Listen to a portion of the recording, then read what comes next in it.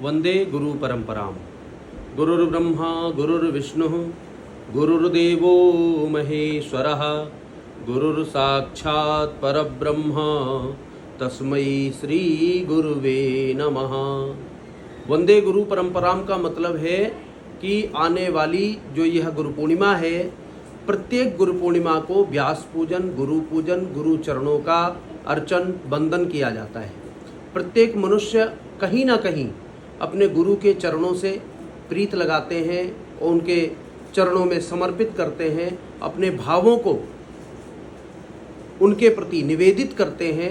साथ साथ में उनको जो प्राप्त होता है वो प्राप्त होता है जिस प्रकार से संसार में हम चलते हैं, जिस प्रकार से आप सपोज करिए कि आप नदी में हैं, नाव पर बैठे हुए हैं, लेकिन वो नाव तभी आपको अपनी दिशा दे सकती है जब आपके हाथ में पतवार होगी।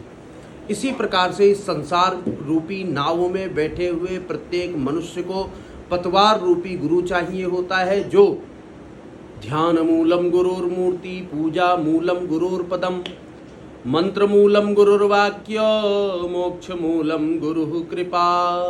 बगैर गुरु कृपा के संभव नहीं होता है।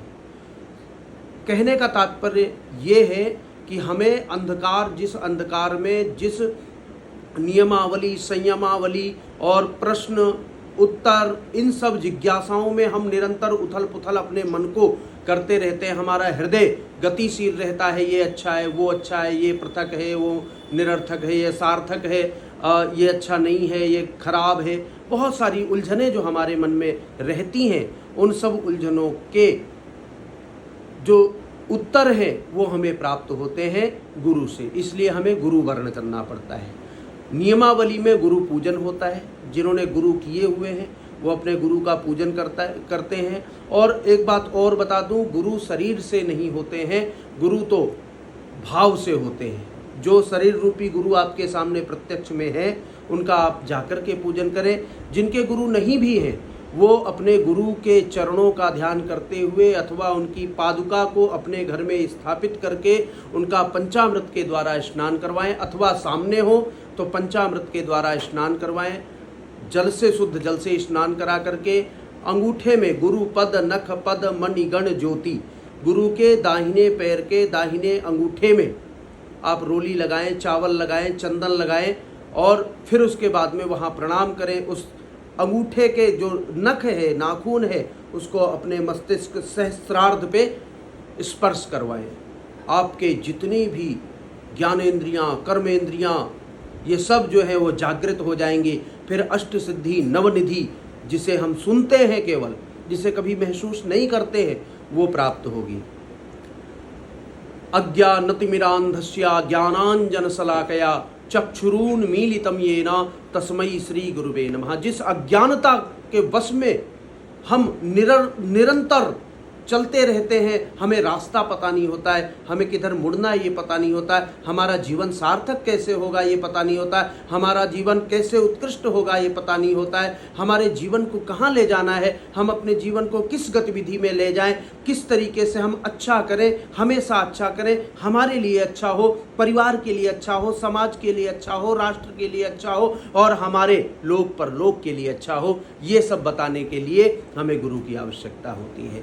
तो मेरे प्रियजनों, मैं पुनः आपको बता देना चाहता हूँ कि शास्त्र का जो रस है, शास्त्र का जो तत्व है और इस संसार का भी जो घिसा हुआ तत्व है, वो संपूर्ण रस गुरु के पास में होता है। तो गुरु पूर्णिमा की बहुत बहुत मंगल कामनाएं, बहुत बहुत शुभकामनाएं। आप पूजन करें, उनको चादर अर्पित करें, भांति भांति प्रकार के मिष्ठान का भोग लगाएं, भांति भांति प्रकार के जो ऋतु फल हैं उनका भोग लगाएं और साथ में गुरु का अर्चन करें, गुरु के स्तोत्र का पाठ करें। और जो भी जिन्होंने गुरु नहीं किया हुआ है, जो गुरु को वर्ण नहीं किए हुए हैं, वो महादेव को अपना गुरु मान करके उनका पूजन करें। कुछ लोग जो बुद्धि बल विद्या की प्राप्ति चाहते हैं, हनुमान जी को अपना गुरु मान करके जय जय जय हनुमान गोसाई कृपा करहु गुरुदेव की नाई, इस मंत्र का जाप करते हुए भगवान हनुमान जी को अपना गुरु मान करके पूजन करें, लेकिन अवश्य करें। और साथ साथ में आपको इस गुरु पूर्णिमा पर यह ध्यान रखना है कि आपके जो अंग वस्त्र होंगे वो एक पटका होगा, एक कुर्ता होगा, एक धोती होगी और मस्तिष्क आपका चंदन से सुशोभित हो रहा होगा और आपके उन कपड़ों में इत्र लगा हुआ होगा।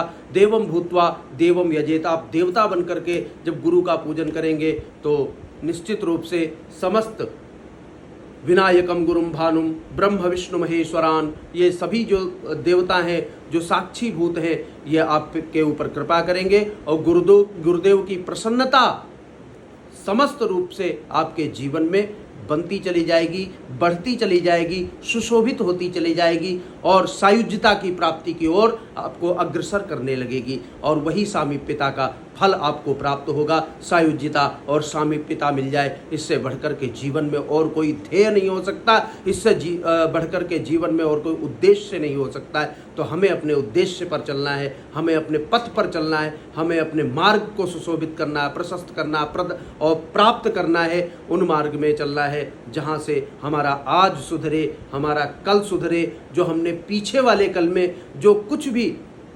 जानने में अनजाने में जो भी अपराध किए हुए हों उनका भी आज प्रायश्चित हो जाए। इस कामना के साथ में हम सब लोग गुरु का पूजन करेंगे और गुरु का ध्यान करते हुए अपने अपने जिन्होंने गुरु वरण किए हैं उनका पूजन करेंगे, गुरु का ध्यान करेंगे, अपने गुरु के द्वारा दिए गए मंत्र का जाप करेंगे। ऐसा हम मान करके चलें और ऐसा हमें संकल्पित होना पड़ेगा। संकल्पात जायते सिद्धि, और संकल्प से सिद्धि होती है। जैसे ही आप मन में ठानेंगे निश्चित रूप से बहुत सारा जो प्रकल्प है वो आपका सिद्ध होना प्रारंभ हो जाएगा। जय गुरुदेव, जय गुरुचरण।